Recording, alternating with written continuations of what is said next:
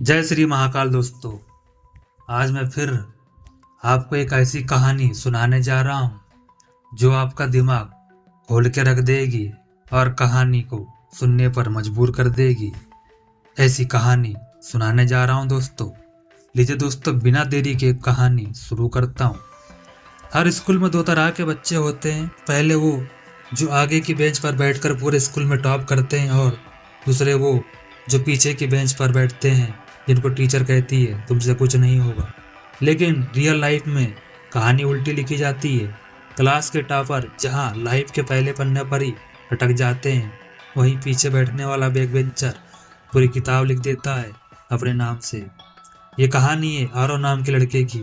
एक middle class family का लड़का जो हमेशा स्कूल की आखिरी बेंच पर बैठता था। टीचर उससे पूछती थी, आरव होमवर्क किया? तो वो मुस्कुराकर कहता, मैडम मैं होमवर्क पे नहीं, प्रैक्टिकल करने पर विश्वास रखता हूँ। यह सुनकर पूरी क्लास हंस पड़ती थी और टीचर को गुस्सा आ जाता था और कहती थी तू कभी कुछ नहीं कर पाएगा। और उसी क्लास में बैठता था रोहन, स्कूल की सबसे बड़ा क्लास का सबसे बड़ा टॉपर। साफ सुथरी यूनिफॉर्म, पॉलिश के जूते और रिपोर्ट कार्ड पर उसे हमेशा 99 मार्क्स मिले होते थे। आरव पीछे बैठकर पेंसिल से कुछ डिजाइन बना रहा होता है और कभी किसी चीज का स्केच बनाता है। टीचर कहती है पढ़ाई छोड़ दे, तेरे बस की नहीं है। पर उसे कोई फर्क ही नहीं पड़ता, क्योंकि उसके सपने किताबों में नहीं थे, वो असल जिंदगी में कुछ बड़ा करना चाहता था। रिजल्ट आया एग्जाम का और रोहन ने फिर से टॉपर किया। पूरा स्कूल उसकी तारीफ कर रहा था। आरव पास तो हो गया था, लेकिन बहुत मुश्किल से। वह घर पहुंचा और उसके पापा ने कहा, बेटा पड़ोस के शर्मा जी के बेटे ने टॉप किया है। इस बात को सुनकर आरव चुप रहा, क्योंकि वो जानता था वो अपनी रेस किसी और ट्रैक पर दौड़ रहा है।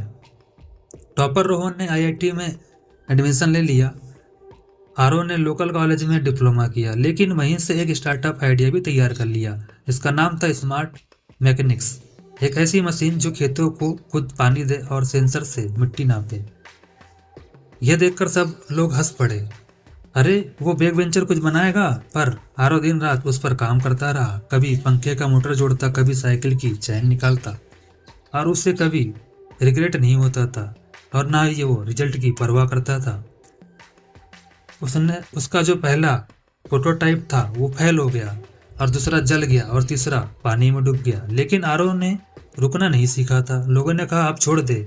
माँ ने कहा बेटा नौकरी कर ले, कब तक ऐसे करेगा? पर उसने कहा माँ मैं वो करूँगा जिससे दूसरी नौकरी करेंगे। 3 साल बाद आरव का वही आइडिया सरकारी इन्वेस्टमेंट वाला स्कीम जो था उसने चुन लिया। उसे 10 लाख का फंड मिल गया। धीरे धीरे स्मार्ट मैकेनिक्स ने काम शुरू किया। देश भर के किसानों के लिए उसने मशीन उसकी बिकने लगी। आज उसका टर्नओवर 15 करोड़ का है, और सबसे बड़ी मजेदार की बात तो यह है कि उसकी कंपनी में रोहन जो टॉपर था, एक सीनियर इंजीनियर बनकर काम कर रहा था। 10 साल बाद स्कूल रीयूनियन में दोनों मिले। टीचर ने पूछा, तो आरव अब क्या कर रहे हो बेटा? आरव मुस्कुराया, मैडम अब मैं मशीनें बनाता हूँ और मेरे टॉपर दोस्त इन्हें डिजाइन करते हैं। टीचर की आंखें खुली की खुली रह गई और मुंह फटा का फटा रह गया। रोहन ने आरव के कंधे पर हाथ रखकर कहा, भाई तू वही है जिसने पढ़ाई नहीं की, लेकिन पूरी जिंदगी पढ़ डाली। इस कहानी का सच यही है दोस्तों, बैक बेंचर्स इसलिए सफल होते हैं क्योंकि उन्हें मार्क्स नहीं आइडिया की भूख होती है। टॉपर किताबें याद करते हैं, बैक बेंचर जिंदगी को समझते हैं। टॉपर रिजल्ट से डरते हैं, बैक बेंचर फेलियर से खेलते हैं। टॉपर का फोकस होता है लोग क्या कहेंगे, पर बैक बेंचर का फोकस होता है मैं क्या बनूंगा। याद रखना दोस्तों, रिजल्ट की सीट नहीं सोच की ऊंचाई तय करती है, और वो होती है तुम्हारी मंजिल। क्योंकि क्लास में पीछे बैठने वाला लाइफ में सबसे आगे निकल जाता है। तो अगर तुम भी कभी किसी ने कहा होगा कि तुमसे कुछ नहीं होगा, तो दोस्तों सुनकर मुस्कुरा देना, क्योंकि वो कह रहे हैं तुम कुछ ऐसा करने वाले हो जो उन्होंने कभी नहीं किया।